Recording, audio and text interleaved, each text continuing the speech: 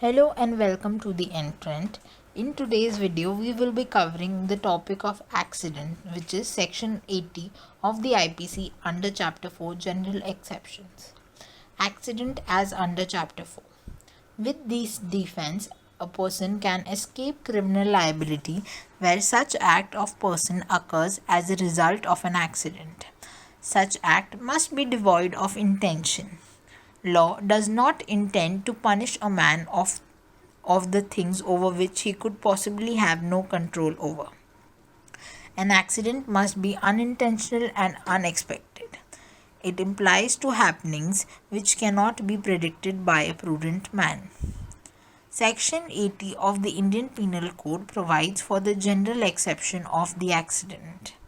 To constitute a crime, there must exist a guilty act, that is actus reus, and a guilty mind, that is mens rea, and that they both should occur together for a crime to take place. According to section 80, any act done without criminal intent or with knowledge with proper care and precaution while doing a lawful act in a lawful manner with lawful means will constitute as an accident. However, if there is no connection between the harm and the act, then there may be no liability for the harm caused. Now, coming to the essential ingredients of an accident. The act done should be by accident or misfortune. It happens out of the ordinary course of things and is unexpected. It should be without any criminal intention or knowledge. Acts that are criminal but without the criminal intent, that is, lacking in mens rea, are not penalized. Mens rea is one of the necessary ingredients to make an individual liable for his acts. While legally doing a lawful act by lawful means, the original act should always be lawful. The person should exercise due care and caution. If any harm is caused without it, no defense will be available to the accused. Even if the accident takes place while performing an unlawful act, Section 80 would be available if there is no causal connection between the resultant harm and the act in question. Now coming to the illustrations. In this scenario, to understand if the act was an accident or was consciously done, we need to understand about the mens rea behind the act. If there is no mens rea, then the defense of accident will apply, as A did not intend to kill B with his hammer. Similarly, in the case of state of Orissa versus Koragasi, the accused killed the victim by shooting an arrow with the bona fide belief that he was shooting a bear that entered into the fields to destroy his crops. The death was said to be an accident, as once again the mens rea was absent. In case of Bhupendra Singh versus State of Gujarat, it was stated that the accused who pleads any of the exceptions under chapter 4 has to prove it, since law has cast the burden on him in such a situation.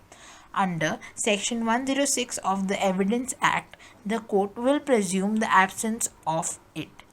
Of course, the standard of such proof is not akin to that of the prosecution to prove the guilt of the accused.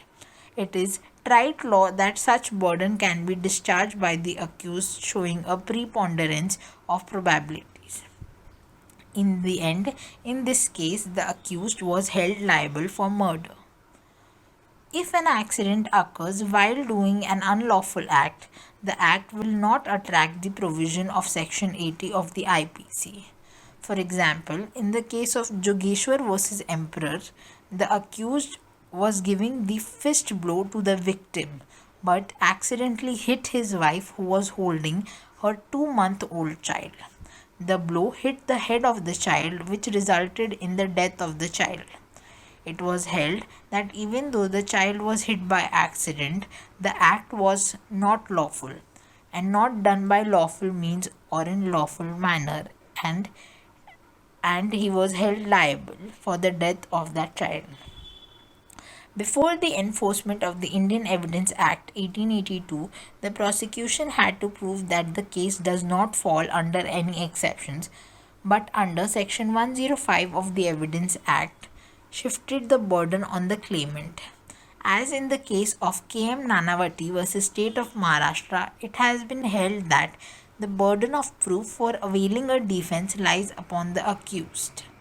The accused needs to satisfy the court that there existed no mens rea behind the act committed by him.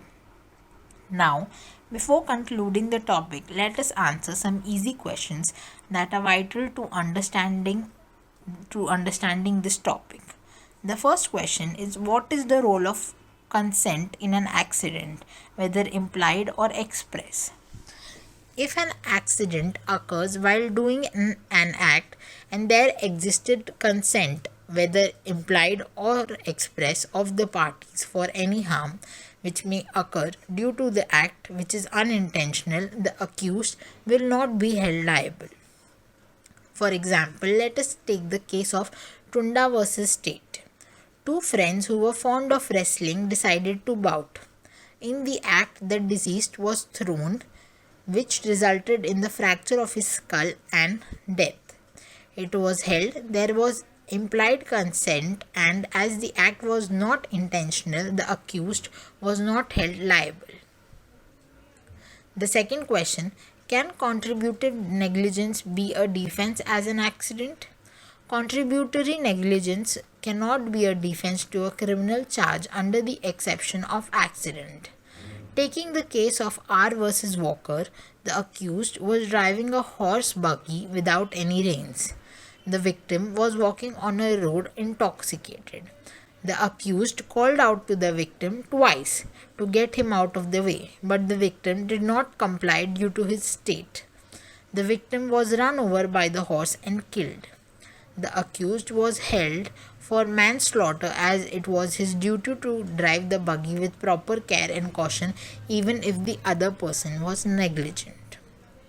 I hope this video was helpful in explaining the general exceptions of accident under IPC Section 18. Please stay tuned to the channel of The Entrant for more such videos. Also, don't forget to like, share and subscribe to the channel of The Entrant.